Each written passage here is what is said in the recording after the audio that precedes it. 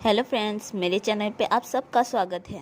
पहले के पार्ट के लास्ट के एंडिंग में हमने देखा था कि पेथेरियन ऑफ द एम्परर हमारे जूसिलिया मतलब कि फीमेल लीड के फादर वो उसके रूम में आए थे और उससे बोल रहे थे, तुमने मुझे मिस नहीं किया, तुम्हारे डॉटिंग फादर आ गए हैं। और हमारी लिटिल प्रिंसेस तो एम्बेरसमेंट के मारे सोच रही थी कि आप एक एम्परर हो, अपनी डिग्निटी को मेंटेन रखो। अब से हम सेकेंड पार्ट को स्टार्ट करते हैं। सेकेंड पार्ट की स्टार्टिंग में हम देखते हैं हमारी लिटिल प्रिंसेस के फादर ने उसको अपने हाथों में उठा रखा था और बड़ी सी स्माइल करते हुए उससे बोले कि मेरी बच्ची, क्या तुम डैडी का इंतज़ार कर रही थी।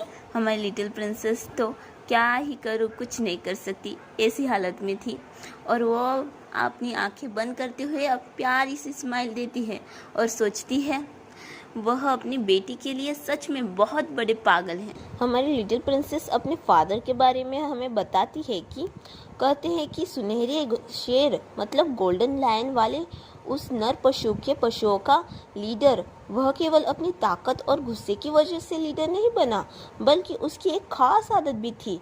जब उसे कोई चीज़ पसंद आ जाती तो वह उसके पीछे हाथ धोकर पड़ जाता था, क्योंकि किसी चीज़ को पाने की जिद या पागलपन जितना ज़्यादा होता है, कामयाबी उतनी ही आसानी से मिलती है।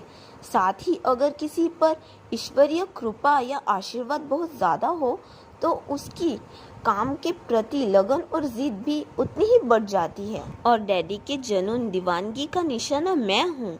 कौन जानता होगा कि यह बीस्ट मैन जो दूसरों के सामने तो बहुत मर्यादित और गंभीर चेहरा दिखाता है, मेरे सामने आते ही बेवकूफ़ बन जाता है।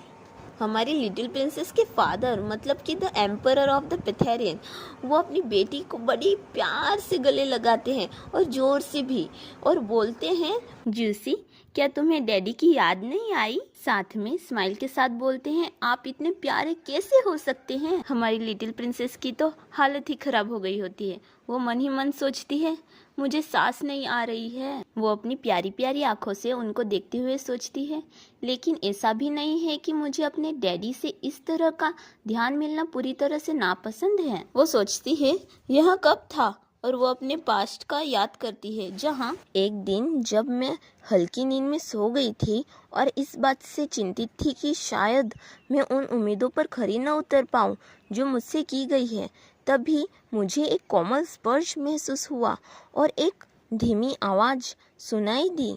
जिनका वो कोमल स्पर्श और धीमी आवाज़ थी वो उसके डैड थे, और वो बोले मन में, इसका सोता हुआ चेहरा बिल्कुल ब्रियाना जैसा दिखता है।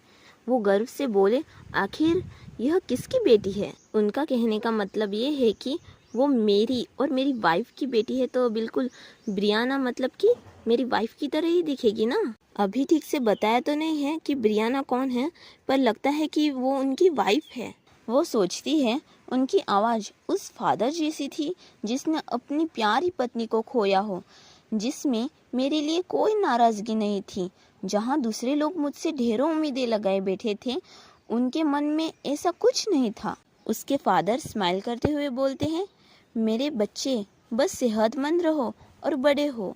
तुम्हारे इस फादर को इसके अलावा और कुछ नहीं चाहिए। हमारी प्यारी सी फीमेल लीड मन में ही सोचती है, क्योंकि मेरे फादर ही अकेले ऐसे इंसान थे जिन्होंने मुझे वैसा ही प्यार किया जैसी मैं हूँ, इसलिए मैं उस प्यार को पूरी तरह से स्वीकार कर पाई। सीन शिफ्ट होता है और हमें प्रेजेंट का सीन दिखाया जाता है, जहाँ हमारी फीमेल लीड के फादर बड़ी सी स्माइल के साथ बोलते हैं, मेरी बेटी जूसी। वो मन ही मन सोचती है, लेकिन प्यार जताने का आक्रमण या बहुत ज़्यादा जोशीला तरीका, जैसे बहुत ज़ोर से गले लगाना या उठा लेना, इन सब से बोझिल महसूस किए बिना नहीं रह सकती। वो उसी स्माइल के साथ बोलते हैं, क्या तुमने पापा के बिना अच्छे से खेल खेला।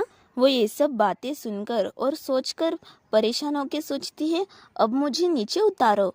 अचानक ही वो उनके हैंड को बाइट कर लेती है। जब उसको पता चलता है उसने क्या किया, वो शौक के मारे सोचती है, ओह मैं अपनी ताकत पर काबू नहीं रख पाई। वो अपनी प्यारी प्यारी आंखों से उन्हें देखते हुए सोचती है, मैंने अनजाने में डैड को बहुत ज़ोर से काट लिया। क्या डैड को बहुत दर्द हुआ होगा। हमारी लिटिल प्रिंसेस के फादर सीरियस होके बोलते हैं, जूसी क्या ऐसा हो सकता है कि तुम्हें भूख लगी थी? हमारी लिटिल प्रिंसेस तो नर्वसनेस के मारे बस प्री ही बोल पाती है। उसके फादर वो बहुत ज़्यादा गुस्से में सर्वेंट्स की ओर देखते हुए बोलते हैं, यह सोचना भी अजीब है कि किसी ने ध्यान नहीं दिया कि तुम्हें इतनी भूख लगी थी। इस तरह का व्यवहार करते हुए क्या तुम अभी भी रॉयल फैमिली की एक लौती प्रिंसेस की सेवा करने का दावा कर सकते हो? मैं तुम्हें इस बार क्षमा करता हूँ, इसलिए तुरंत प्रिंसेस के योग्य भोजन की तैयारी करो। सभी सर्वेंट्स घबरा जाते हैं और उनमें से एक बोलती है, यस योर मैजेस्टी, मुझे लगता है वो हेडमेड है शायद। हमारी लिटिल प्रिंसेस तो प्री ही बोलती रह जाती है और सोचती है, यह बात नहीं है। मेरा मतलब है, कोई इस तरह कैसे बात कर सकता है सिर्फ इसलिए क्योंकि किसी ने उनका अंगूठा काट लिया। वो फिर से लिटिल प्रिंसेस की ओर देखकर स्माइल करते हुए सोचते हैं, बस थोड़ा और इंतज़ार करो मेरे बच्चे। हम जिसे हेडमेड समझते हैं वो बो करके बोलती है, हम इसे अभी बाहर लाते हैं। दूसरी मेड जल्दी से भागकर जाते हुए बोलती है, यह प्रिंसेस के भोजन का समय है, जल्दी करो और इसे तैयार करो। एम्परर बड़े प्यार से लिटिल प्रिंसेस को बोलते हैं, डियर जूसी, बस थोड़ा इंतजार करो, एक स्वादिष्ट भोजन जल्द ही तैयार हो जाएगा। लिटिल प्रिंसेस हार मानते हुए सोचती है, क्योंकि वे मुझे समझ नहीं सकते, इसलिए मैं खुद को समझा भी नहीं सकती। वो मन ही मन बोलती है, मुझे माफ़ कर दीजिए सब लोग। नरेशन वॉइस हमें बताती है, फर्स्ट ह्यूमनाइजेशन से पहले अधिकांश लोग एक यंग बीस्टमैन की बातों को नहीं समझ पाते थे। वो सोचती है, मुझे उम्मीद है कि मैं जल्द ही एक इंसान बन पाऊंगी। सीन शिफ्ट होता है और हमें कुछ दिनों बाद का सीन दिखाया जाता है, जहां लिटिल प्रिंसेस खुश होकर खिलौनों के साथ खेलती हुई सोचती है, मैं सारा दिन खिलौनों से खेल सकूंगी और कभी थकूंगी नहीं। जब मैं पूरी तरह ध्यान लगाती हूँ तो मुझे पता ही नहीं चलता कि दिन कैसे बीत गए। वो ये सब सोच ही रही थी कि उसे साउंड सुनाई देता है। तभी कोई उसके कमरे के पास आ रहा होता है। वो शॉक होकर सामने देखकर सोचती है, ओह, ये किसकी प्रेजेंस है? इसका मतलब यहाँ कौन आया है? वो एम्परर थे और वो डोर को ओपन करते हुए बोलते हैं बड़े खुश होकर, क्या तुम भी आज ठीक रही? लिटिल प्रिंसेस बहुत ज़्यादा खुश होकर बोलती है, डैडी, और उसके मुंह से निकलता है हैंग।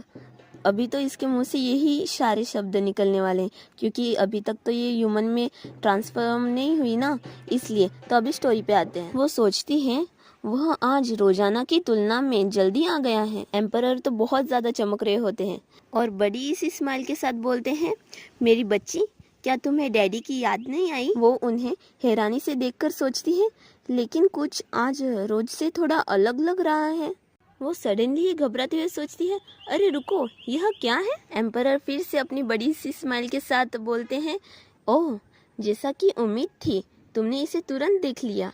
यह सबसे अच्छी क्वालिटी के वाइट जेड से बना एक पेंडेंट है। एम्परर उस पेंडेंट की ओर हाथ बढ़ाते हुए बोलते हैं, तुम पहचान सकते हो ना कि इस पेंडेंट पर बनी तस्वीर किससे मिलती जुलती है? लिटिल प्रिंसेस ये सब देखकर और सुनकर शौक के मारे पत्थर की मूर्ति ही बन गई होती है और सोचती है, लो, अब उसने अपनी तलवार पर मेरा चेहरा बनवा लिया है। एम्परर सोचते हैं, इतनी जल्दी ऐसी बातों से भावुक होना ठीक नहीं है। एम्परर उस पेंडेंट को देखकर खुश होते हुए बोलते हैं, खैर, यह मेरी बेटी के लिए है। मैंने इस पर एक स्पेशल डिफेंस मैजिक भी डलवाया है। प्रिंसेस अपनी पूंछ को हिलाते हुए एम्परर की ओर और साथ में उस पेंडेंट की ओर देखकर सोचती है, उसने इस पर जादू भी कर दिया। पैथेरियन में जादूगरों का होना नामुमकिन है, तो इसका मतलब है कि उसने वेस्टर्न एम्पायर से जादूगरों को बुलवाया होगा। नेकलेस बहुत घुटन भरे होते हैं और मुझे वे पसंद नहीं हैं, लेकिन डैडी ने इसे मेरे लिए तैयार किया है। वो एम्परर के पास जाते हुए सोचती है और सबसे बढ़कर, और तभी एम्परर उसे वो पेंडेंट वाला नेकलेस पहनाते हैं और हमारी प्यारी सी लिटिल प्रिंसेस तो नर्वसनेस के साथ खुश भी हो रही होती है और सोचती है, मुझे खुशी है कि वह मेरे बारे में ऐसा सोचते हैं। एम्परर लिटिल प्रिंसेस को गले लगाते हुए खुशी के मारे आंसू बहाते हुए बोलते हैं, यह सोचना कि तुम्हें यहाँ आने के लिए मेरी बातों को समझती हो, मेरी बेटी वाकई में एक जीनियस बच्ची है। लिटिल प्रिंसेस बड़ी क्यूट सी आवाज़ निकाल के बोलती है, म्याऊ। ये बहुत ज़्यादा क्यूट पिक्चर है ना, अगर आपको पसंद आई हो तो कमेंट में ज़रूर एक हार्ट शेप कमेंट करना। मुझे आपके कमेंट्स का बहुत इंतज़ार होता है। आप कमेंट करो ना फ्रेंड्स। फिर से हम स्टोरी पे आते हैं और पीछे के सर्वेंट्स भी बहुत ज़्यादा खुश हो रहे होते हैं और उनमें से एक जो चश्मा पहना होता है वो अपने चश्मे पे हाथ लगाते हुए थोड़े सीरियसनेस के साथ बोलता है, that's right your majesty, princess सच में जीनियस है। एम्परर लिटिल प्रिंसेस की ओर देखकर स्माइल करते हुए बोलते हैं, अगर बस चलता तो मैं अपनी बच्ची के साथ और ज़्यादा समय बिताना चाहता। लेकिन लिटिल प्रिंसेस भी उनकी ओर स्माइल कर कर देखती है और सोचती है, तो फिर बस मेरे साथ और समय बिताओ। एम्परर लिटिल प्रिंसेस को अपनी गोद से नीचे उतारते हुए बोलते हैं, आज नहीं। एम्परर को ऐसा करते हुए देखकर लिटिल प्रिंसेस बोलती है, प्री। एम्परर ने लिटिल प्रिंसेस को बेड पे बिठाया होता है और लिटिल प्रिंसेस थोड़ी सीरियस होकर सोचती है, वह मुझे इतनी जल्दी क्यों जाने दे रहा है। तभी एम्परर थोड़े सीरियस होकर बोलते हैं, जूसी, ऐसा लगता है कि डैडी को कुछ काम है और उन्हें बहुत दूर जाना है। मेरे जाने के बाद तुम्हें सुरक्षित रहना होगा।